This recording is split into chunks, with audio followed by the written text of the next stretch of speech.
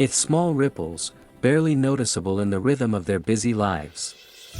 Mark began staying late at his firm, sketching blueprints for a new downtown tower. "It's a big project, babe," he'd say, kissing Sarah's forehead as he grabbed his briefcase. She believed him, packing him sandwiches with little notes that read, "You've got this." Sarah trusted Mark implicitly. After all, he'd proposed under a sky full of stars, promising to build her a dream home one day. Lisa, who worked in the same building, often mentioned Mark's stress, offering to check on him during late nights. "He's buried in work," she'd text Sarah, and Sarah felt grateful for her friend's support. But the ripples grew into waves. Mark missed their weekly date nights, claiming exhaustion. He forgot their 7th anniversary, leaving Sarah waiting at their favorite Italian restaurant, her red dress wrinkled from hours of hope. His smiles grew forced, his hugs fleeting.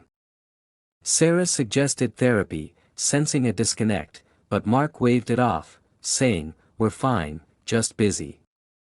Doubt crept in, but she silenced it, blaming herself for overthinking. Then came the clue that cracked her trust wide open. While folding Mark's shirts one quiet evening, Sarah found a smudge of crimson lipstick on his collar, a shade she never wore. Her heart thudded as she held the fabric, her mind racing for excuses. A client? A coworker's hug gone wrong? She tried to laugh it off, but the seed of suspicion took root.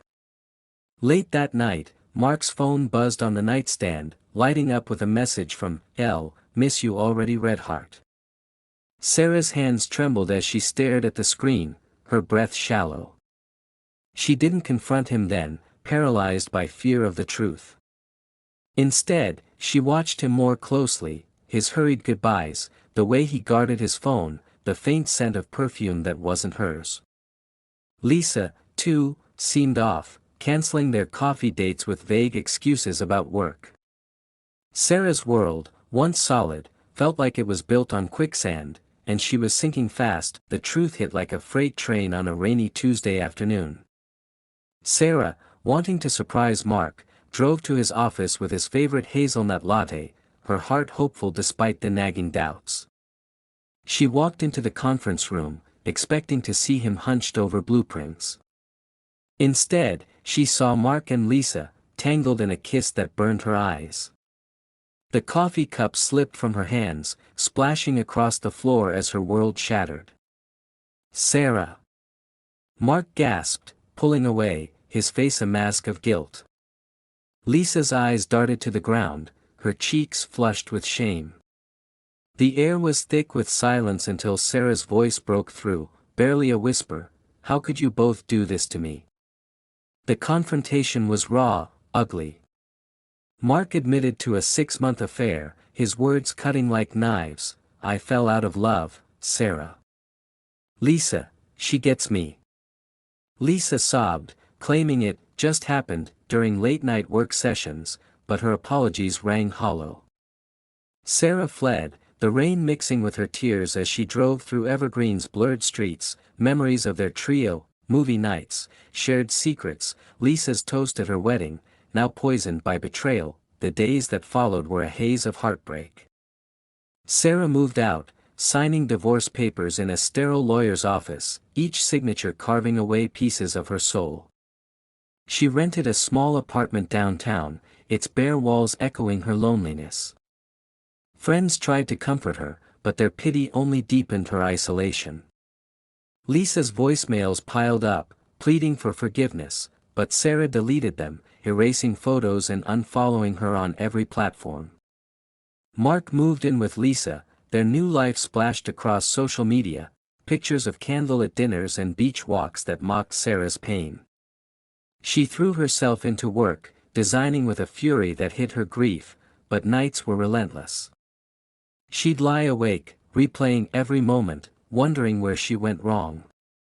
Therapy helped unpack the stages of grief, denial, anger, bargaining, but acceptance felt like a distant shore. One evening, scrolling through her feed, she saw it, Mark and Lisa's engagement announcement, a sparkling ring under a sunset, captioned, "Forever starts now." The audacity of their happiness ignited something in Sarah, not just pain, but a spark of defiance. Sarah's healing began in small steps, like planting seeds in a barren garden. She adopted a scruffy rescue dog named Buddy, whose eager barks pulled her out of dark mornings. She joined a support group for betrayed spouses, finding strength in shared stories of survival. Her designs caught the eye of a major client, earning her a promotion and a sense of purpose. But the past wasn't done with her. An ivory envelope arrived, embossed with gold, Mark and Lisa's wedding invitation, set at Evergreen Manor, the same venue where Sarah had once vowed forever with Mark. The cruelty of it stole her breath. Friends urged her to skip it, warning of reopened wounds, but Sarah felt a pull, not to destroy, but to reclaim her narrative. She began digging, pulling files from Mark's old laptop, forgotten in a storage box. Emails and texts revealed the affair's true depth. It started during a girls' trip Sarah took to visit her sick mother, with Lisa lying to cover their tracks. The betrayal was deeper, more calculated than she'd imagined. The morning sun filtered through the blinds of James Carter's apartment, touching the edges of his worn-out table now stacked with letters and cards from strangers. He couldn't believe how the world had responded. Just weeks ago, he was invisible, a man trying to survive, unnoticed in a city that rarely looked up from its screens. Now people called him a hero. He still felt the same, ordinary, unsure, but deeply moved by how kindness had circled back. Sophie visited often, bringing updates about the article's impact. "You changed lives without even knowing it," she said once, placing her hand over her growing belly. "Mine, most of all." He smiled, humbled. "Maybe we both got a second chance," he replied. As donations poured in, offers followed. A local car company reached out, offering him training and a small grant to start his own repair shop. A community fundraiser launched under the name Carter's Care, meant to help people rebuild their lives after hardship. For the first time in years, James felt like his dream of owning a garage wasn't just fantasy. He'd always believed kindness had power, now, he was watching it manifest. Still, he stayed grounded. "I'm no saint," he told Sophie one afternoon, "I just stood up." She smiled knowingly. And that's all it took to make people believe again. A few months later, Sophie gave birth to a healthy baby boy. When she called James from the hospital, her voice was trembling with emotion. "I named him Carter," she said softly. He froze. "You didn't have to, I wanted to," she interrupted. "Because if you hadn't stood that day, he wouldn't be here." Silence filled the line for a moment, and then James laughed quietly, his heart full. "Well," he said, "guess I better make sure little Carter grows up in a kind world." He visited them often after that. Watching Sophie cradle her son filled him with a strange peace. The scars from the crash were still there, his limp, the ache in his leg, but now, every step felt like a reminder that pain could create purpose. The media attention faded over time, but the community didn't forget. Inspired by his story, people started their own movement. They called it Stand Up for Kindness. Videos spread of strangers giving up seats, helping neighbors, donating to those in need. The same city that once turned away now looked out for one another. James watched from afar, proud yet humble, never wanting credit. When his garage finally opened, it wasn't fancy, but it was his. A modest sign read, "Carter's Care Auto," painted by local kids who'd volunteered to help. The first customers weren't there for car repairs, they came to meet the man who'd inspired them. "You gave us hope," an old woman said, pressing his hand. "You reminded us the world isn't lost." He just smiled and replied, "Hope was always there. We just forgot to look." Slowly, the business grew. He hired young men from rough neighborhoods, teaching them skills, discipline, and dignity. He told them, "Every bolt you tighten, every car you fix, it's not just work. It's how you build respect for yourself." They listened, because he spoke from experience. Meanwhile, Sophie balanced motherhood with her writing. Her articles now focused on kindness, resilience, and redemption. Her readers followed her journey with James and baby Carter closely. There was something unspoken between her and James, a bond deeper than gratitude. It wasn't romantic in the beginning, but something steady and real.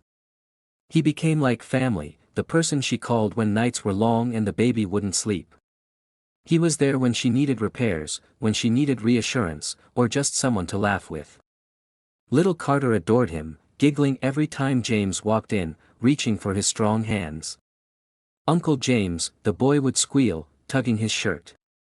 And James, with that warm grin, always picked him up as if holding the miracle he'd unknowingly helped create. Then one afternoon, an unwelcome shadow from Sophie's past returned. Her ex-husband, the man who'd abandoned her during pregnancy, showed up suddenly at her door. He saw James playing with the child and jumped to conclusions. Anger flared. He hurled accusations, loud and cruel, calling James names, questioning his intentions. James stood silently, refusing to react. "You've got it wrong," he said calmly, his voice low. "I'm just here for them." But Sophie stepped forward before he could finish. "No," she said sharply, "you're the one who left. He's the one who stayed. He saved our lives. You lost your right to judge." The street grew quiet. Neighbors peeked through windows. The ex, humiliated, stormed off. James turned to her, uneasy. "You didn't have to do that." "Yes, I did," she said, her eyes soft. "You saved me once. This time, I saved you." That moment changed something between them. Their connection deepened, not born of romance, but of shared strength, respect, and gratitude. James realized he didn't just save her, she'd saved him too, pulling him out of despair when he thought his life was over. A year passed. The city still remembered the bus crash that started it all. On the anniversary, a small ceremony was held for the opening of Carter's Care Auto Garage's new branch, funded by community donations. Sophie attended with her son in her arms. Reporters were there again, but this time James stood at the podium with quiet confidence. "A year ago," he said, "I thought I'd lost everything. My job, my health, my peace. But that day taught me something simple: every act of kindness is a seed. You might not see it grow right away, but one day, it blooms where you least expect it." The crowd applauded, many wiping tears. Sophie looked at him, proud and full of warmth. As life settled, James found joy in small things: the laughter in his shop, the purr of an engine, the way baby Carter toddled toward him saying, "Up." The world felt different now, lighter, softer. He often thought about that bus ride. How one small gesture, a seat offered, had rewritten his destiny. He'd never asked for fame, and when people called him a hero, he always replied, "I just did what I hoped someone would do for my mom." One evening, after closing the shop, James sat outside watching the sunset paint the sky in gold and rose. Sophie arrived with dinner, little Carter asleep in her arms. She sat beside him quietly, both of them watching the street lights flicker on. "It's strange," she said softly, "how one moment can change everything." He nodded. "Yeah," he whispered, "and it all started with a seat." She laughed quietly. "Maybe the universe just needed you to stand up first." They sat there in silence, comforted by the hum of life around them, the sound of cars passing, laughter from a nearby cafe, the warmth of belonging. Before leaving, Sophie placed a small envelope on his lap. Inside was a simple drawing, crayon scribbles from little Carter. A stick figure with big arms labeled Uncle James. Beneath it, Sophie had written, "You gave him a chance to draw his future." He watched them walk away under the streetlight, the soft glow framing them like a memory he'd never forget. As the night settled, James looked up at the stars and whispered, "Sometimes, the smallest acts make the loudest echoes." In the distance, a bus rolled by, its light streaking across the dark street. Through the window,